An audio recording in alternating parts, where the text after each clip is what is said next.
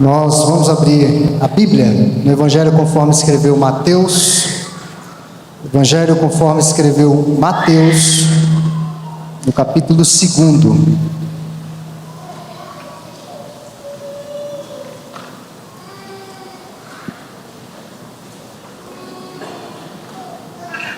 Como de costume, nós temos a mensagem antes das cantatas, porque após as cantatas vem aquela questão de ir embora, de confraternizar e toda aquela ansiedade. E nós estamos aqui no início, então, mais atentos. Eu pego melhor da atenção dos senhores. Mateus capítulo 2, do verso 1 até o verso 12, será a leitura e diz assim: Tendo Jesus nascido em Belém da Judeia, em dias do rei Herodes, eis que vieram os magos do Oriente a Jerusalém e perguntavam: Onde está o recém-nascido, rei dos judeus? Porque vimos a sua estrela no Oriente e viemos para adorá-lo. Tendo ouvido isto, alarmou-se o rei Herodes e com ele toda a Jerusalém. Então, convocando todos os principais sacerdotes e escribas do povo, indagava deles onde o Cristo deveria nascer. Em Belém da Judeia, responderam eles, porque assim está escrito por intermédio do profeta Miqueias, irmãos, aqui: E tu, Belém, terra de Judá, não és de modo algum a menor entre as principais de Judá, porque de ti sairá o guia que há de apacentar o meu povo, Israel.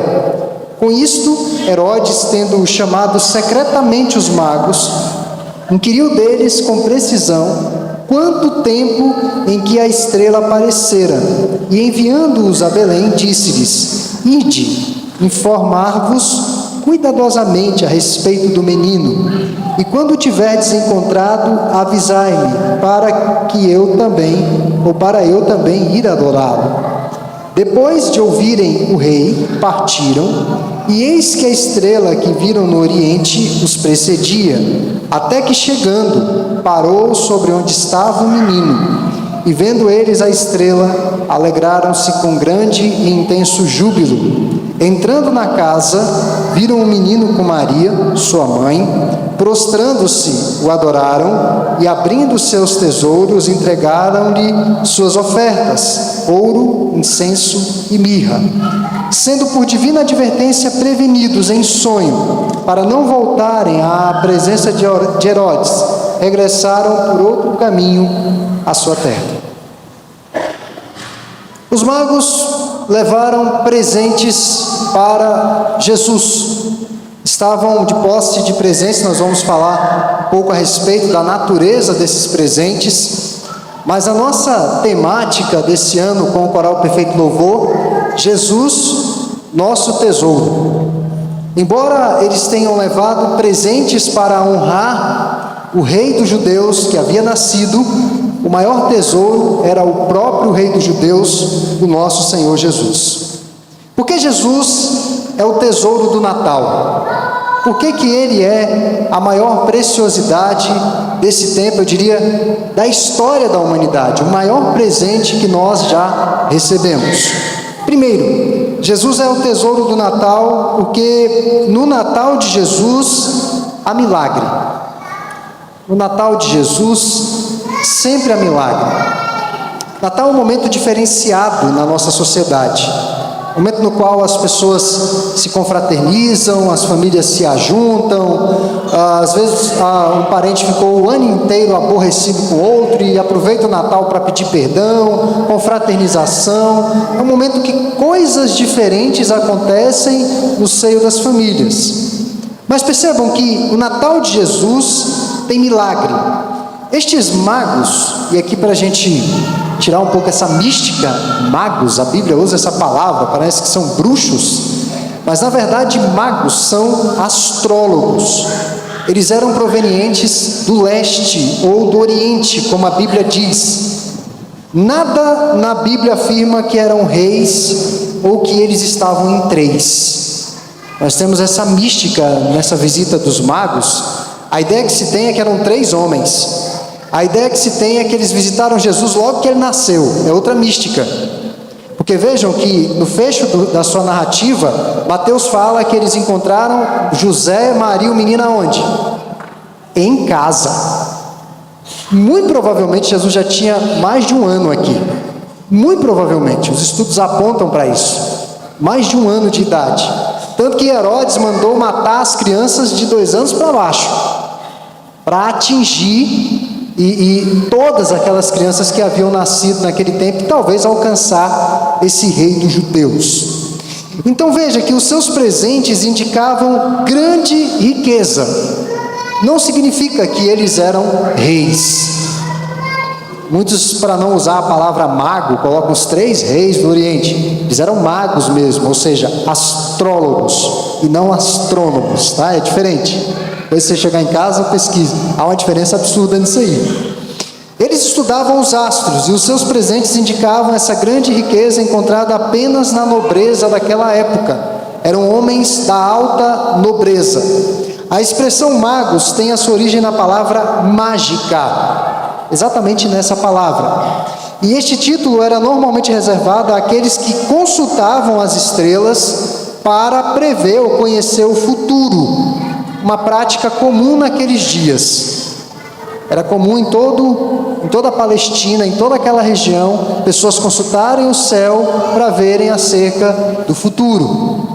E veja que eles perceberam o que haveria de acontecer no futuro, o rei dos judeus.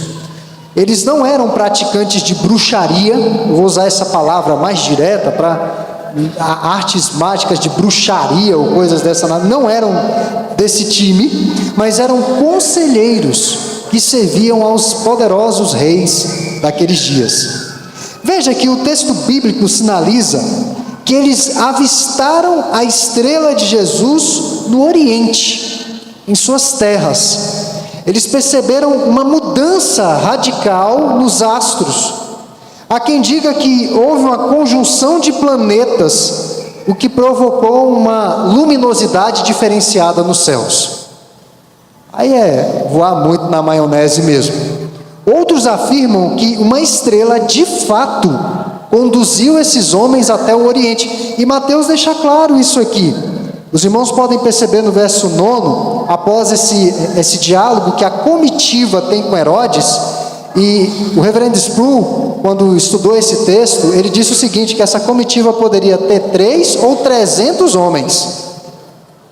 Veja que Jerusalém ficou toda alvoroçada, então tinha peso. Era gente de peso que estava chegando ali em Jerusalém.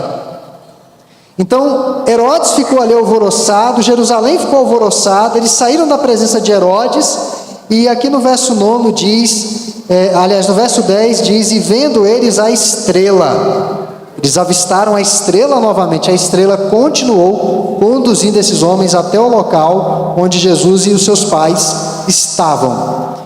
Então, o fato, irmãos, nós não sabemos como aconteceram essas coisas. Nós não sabemos como que houve essa manifestação dos astros, ou como Deus sinalizou o nascimento do Redentor.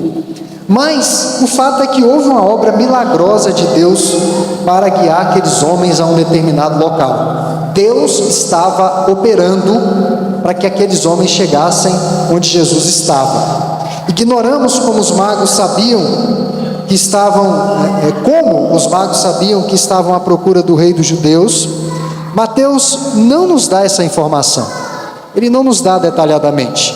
No entanto, o evangelista nos diz que eles haviam visto a estrela no Oriente e foram adorar Jesus. Isso é bastante estranho. E adorar um bebê que havia acabado de nascer. Eles não foram apenas honrar, eles perceberam que no céu houve uma mudança muito grande. E o que estava acontecendo na terra era algo sobrenatural. E aquilo nunca mais se repetiu na história. Uma estrela que sai conduzindo estudantes dos astros a um determinado local. E nós não sabemos como que esses estudos deles apontaram que era de fato o rei dos judeus. Não sabemos. Mas algo singular aconteceu há 2000 anos atrás, ali no Oriente. Então, o evangelista nos diz que aqueles homens viram a estrela de Jesus e foram adorá-lo. É importante destacar isso. Eles não foram apenas honrar uma personalidade, uma pessoa. E eu fico pensando que a comitiva, quando chega à casa de Jesus, uma casa humilde, não era um palácio, não era o que se esperava de alguém da realeza, era uma casa humilde. E mesmo assim, a despeito daquela imagem externa, eles adoraram o menino. Eles honraram o menino como Deus. É importante destacar aqui, irmãos, que desde o seu nascimento Jesus é retratado como Deus. Pessoas pagãs que não eram judias e que não conheciam a história do povo hebreu, foram despertadas pelo soberano Deus a adorarem a Jesus como Deus, único Deus, um Deus singular. Então o Natal de Jesus é um Natal de milagres, onde milagres de fato acontecem. Tem um hino do nosso Inário Novo Cântico, um hino de Natal, que diz o seguinte, que ele nasce para que nós possamos renascer. Ele vive para que nós possamos reviver. É o milagre de Natal. É Jesus de fato nascendo nos corações. Mas além de haver milagre, uma outra razão de Jesus ser o tesouro do Natal é que o Natal de Jesus revela os nossos corações. O Natal de Jesus sempre traz à tona o que está no íntimo do nosso coração. Perceba aí na narrativa do verso 3 ao 8 que Herodes ficou alarmado, porque o nascimento de um rei profetizado significava uma clara ameaça ao seu reinado. O nascimento de um rei que fora prometido significava uma clara ameaça ao seu reinado. E a chegada da comitiva dos magos colocou a cidade inteira em alvoroço. Eu mal comparo isso em algumas situações que a gente vê umas comitivas diferentes chegando, homens todos vestidos de preto em determinados lugares, causa aquele impacto, né? Você está ali, chega aquela comitiva. Então, não eram pessoas judias, estava na pele deles, nas roupas deles, eram pessoas estrangeiras que estavam procurando o rei dos judeus. Herodes imaginou que o rei já estava adulto. Onde é que ele está? Ele chamou a atenção internacional. Hoje, se fosse no Facebook, Jesus teria bilhões de curtidas. Seria aí no Twitter, estaria lá em cima. Todo mundo reconhecendo o nascimento do rei dos judeus. Herodes consultou os religiosos e percebeu que Miqueias, ele consultou os religiosos, os escribas, e perguntou o que é que está acontecendo. E daí, de fato, os escribas responderam, o profeta Miqueias, há alguns séculos, profetizou sobre o nascimento do rei dos judeus. De fato, ele iria nascer em Belém da Judeia. Herodes, então, dissimuladamente chama os magos em particular. Eu acho impressionante que os evangelistas aqui que escreveram os evangelhos, quando eles destacam algumas passagens, eles querem nos chamar a atenção. Ele chamou os magos em secreto, a comitiva, disse, olha, se vocês encontrarem, me falem aqui, assim, sem muito estardalhaço, para que eu possa ir lá adorar o menino, porque Herodes não queria que Jerusalém soubesse que os magos haviam contado para ele onde o menino estava, porque a intenção de Herodes era eliminar a criança, executar Jesus. Na verdade, irmãos, Herodes não queria adorar o menino, ele estava mentindo, agindo com dissimulação. Na verdade, Herodes intencionava matar o menino. Veja que o Natal revela o que há nos nossos corações, revela o que está no coração humano. Isto evidencia o tanto que o coração humano é mau e perverso, mesmo numa época da chamada confraternização universal, retratada pelos presentes. E o famigerado amigo oculto. Eu não gosto de usar essa palavra sorte, mas eu não me dou bem em amigo oculto. Sempre saio no prejuízo. Eu não sei se isso acontece com você. Você se esforça, compra um presente bonito, entrega, e ultimamente eu tenho pensado o seguinte, é ato gracioso. Eu dou sem esperar nada, porque senão vou me frustrar. Então, o Natal, muitas vezes, é interesseiro. As pessoas estão ali trocando presentes, elas estão dando, mas elas querem receber o presente. Não são atos pura e meramente graciosos. O Natal revela o que está no nosso coração. Revela o nosso egoísmo. Revela a necessidade que nós temos de Deus em todo o tempo. Talvez você fique estarrecido quando lê esse evangelho e percebe que um rei, uma autoridade, queria matar um bebê, entre aspas, inocente, uma criança de pouco tempo de nascida. As nossas autoridades fazem isso o tempo todo, os nossos políticos. Eles continuam matando muitas crianças. Muitas. Uma má gestão, uma gestão irresponsável. Então não fique estarrecido com Herodes. Herodes é apenas uma ponta do iceberg da maldade humana. E chegar ao ponto de querer eliminar o maior tesouro do Natal, que é Cristo. O maior tesouro do Natal, eu sempre, quando tenho oportunidade de falar nas cantatas e nas minhas pastorais, do boletim e tudo, eu sempre digo, irmãos, Natal não é Papai Noel, para com isso. Para com esse negócio de Noel, para com esse negócio de neve. Brasília nem neva. Nem neva. Isso não faz sentido. O Natal é Cristo. O Natal é o presépio com Cristo. Mesmo que tem aquela galinha ali toda colorida, mas é o presépio com Cristo. Isso é o verdadeiro Natal. Então, Natal revela o que está nos corações, e muitas vezes não é algo muito bom que nós iremos encontrar ali. Nós iremos encontrar amargura, inveja, rancor, ambição e daí por diante. Mas além de haver milagre e revelar o que há nos corações, como um bom presbiteriano, tem outras razões que nós poderíamos destacar, mas eu vou parar por aqui. Uma outra razão de Jesus ser o nosso tesouro de Natal, é que o Natal de Jesus nos leva a adorá-lo. Quando de fato nós entendemos, assimilamos pelas Escrituras o que é o Natal, todas essas celebrações adicionais de confraternização com a família, e etc., isso fica em segundo plano, porque nós somos compelidos a adorar a Deus pelo advento de Cristo. Hoje pela manhã, eu tive a maior alegria de dar uma aula sobre a encarnação de Jesus. Eu confesso aos irmãos que é um dos assuntos que mais despertam, eu não gosto de falar essa palavra paixão, mas que mais despertam a minha vida para falar do Evangelho, é sobre a encarnação do Verbo vivo de Deus, Cristo Jesus. É impressionante. Nós não vamos encontrar na literatura, nós não vamos encontrar na história da humanidade, nós não vamos encontrar em nenhum povo da face dessa terra, um Deus que se coloca na condição limitada da humanidade. Um Deus que se coloca na nossa condição fragilizada. Um Deus que foi um bebê, frágil, dependente de todos os cuidados de sua mãe. Nós não vamos encontrar isso em literatura, em povo, em cultura alguma.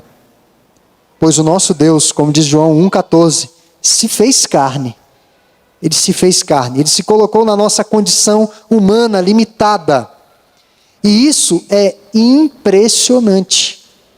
O advento de Jesus é algo que deve brotar nos nossos corações adoração. A jornada desde o Oriente fora longa e perigosa. Muitos falam que é da atual Turquia, que aqueles homens viajaram até Jerusalém. E quando a estrela guia os levou até Maria, José e o menino, eles estavam repletos de alegria. O Natal, quando nós encontramos o verdadeiro tesouro, nosso coração é tomado de alegria. Não porque eu vou rever um parente antigo. Eu sei que para alguns parentes, às vezes é uma tortura rever outros parentes, né? Mas não porque vai ter aquela festa, aquele jantar, aquele momento. Mas a alegria que esses homens sentiram foi o cumprimento da sua jornada. E vejam, irmãos, é impressionante, eles viram só um bebê, uma criança. talvez estivesse começando a andar. E eles entregaram os seus presentes e adoraram o menino Deus. Estavam repletos de alegria, entregaram suas ofertas, e aqui eu quero dar um destaque a isso: ouro, incenso e mirra. Os teólogos afirmam que estes presentes são simbólicos e apontam para a vida e a obra de Jesus de Nazaré. Ouro, incenso e mirra apontam para a trajetória do nosso Senhor. O ouro era a única opção adequada para se presentear um rei. Era o único presente que, de fato, a realeza usava. Porque esse metal, ouro, naquele tempo, era usado pelos nobres. Somente os nobres, alta nobreza, com as suas joias, os seus tesouros, nas suas casas, nas suas torneiras, nos seus umbrais, nas suas ornamentações domésticas e daí por diante. Era o metal da alta nobreza. Então, é o único aqui que está dentro do contexto de honrar um rei. É o ouro. E Jesus é rei, como diz a Bíblia. Ele assume a posição de rei dos reis e senhor dos senhores. Um outro presente é a mirra. E aqui a mirra tem muita... Aliás, eu vou destacar o incenso primeiro. O outro presente era o incenso. E no mundo antigo, o incenso era usado pelos sacerdotes. Simbolizava aroma e fragrância suave das orações do povo de Deus. No Antigo Testamento era usado dessa maneira. Aquela fumaça que subia como um perfume aromático para Deus. E quem usava esse instrumento era o sacerdote. O sacerdote se apresentava diante de Deus e oferecia ofertas pelas faltas e os pecados de toda uma nação. E Jesus é o nosso sumo sacerdote por excelência. Ele se apresentou como oferta pelo pecado de uma vez por todas. Quando ele vai ao madeiro, ele expia, ele redime, ele paga a nossa dívida, ele remove o nosso pecado. E nós não precisamos mais fazer absolutamente nada para que os nossos pecados sejam perdoados, porque Cristo já fez tudo na cruz do Calvário. Ele é o sumo sacerdote por excelência. O terceiro presente é a mirra, e esse aqui é o mais controverso de todos. Porque a mirra é um tipo de perfume, eu não sei quem já teve contato com mirra, eu já tive, é um perfume muito cheiroso. E a mirra geralmente era utilizada no processo de embalsamamento de corpos. Preparava-se o corpo, colocava muitas especiarias, entre essas especiarias, a mirra. E aqui aponta exatamente para a morte de Jesus Cristo. Ele haveria de morrer. Tinha necessidade de que ele padecesse. Então vejam que, consciente ou inconsciente, e aí eu não posso dizer aos irmãos se foi consciente ou inconsciente, como eu não sei de que maneira essa estrela os guiou, porque Mateus não relata, mas os presentes que eles entregam atestam a missão do nosso Redentor. Desde nenenzinho, a missão de Jesus, que era padecer por um povo e continuar reinando pelos séculos dos séculos. Então, meus irmãos, isso não deveria surpreender, uma vez que Maria e José receberam o seguinte anúncio quando levaram o menino ao templo. Isso está descrito lá no Evangelho de Lucas, no capítulo 2, versos 34 e 35. Eis que este menino está destinado tanto para a ruína, como para o levantamento de muitos em Israel, e para ser alvo de contradição. Também uma espada traspassará a tua própria alma, para que se manifestem os pensamentos de muitos corações. Lucas 2, 34 e 35, quando eles foram consagrar o menino no templo. Então vejam que a vida de Jesus já estava toda tracejada pelo Eterno. Ele tinha uma missão altamente delineada. Na Netflix, essa semana, está tendo um repúdio por boa parte da cristandade. Várias organizações, especialmente reformadas, estão se levantando contra a Netflix. A Netflix há muito já tem se revelado de um viés progressista. defendendo o aborto, defendendo a homossexualidade e atentando contra a religião, especialmente o cristianismo. E eles lançaram um filme em que colocam Jesus como homossexual. Ou está perto de lançar, eu não sei se já lançaram, mas normalmente eles mandam uma prévia. E há uma carta de repúdio das organizações evangélicas mais sérias desse país contra a Netflix.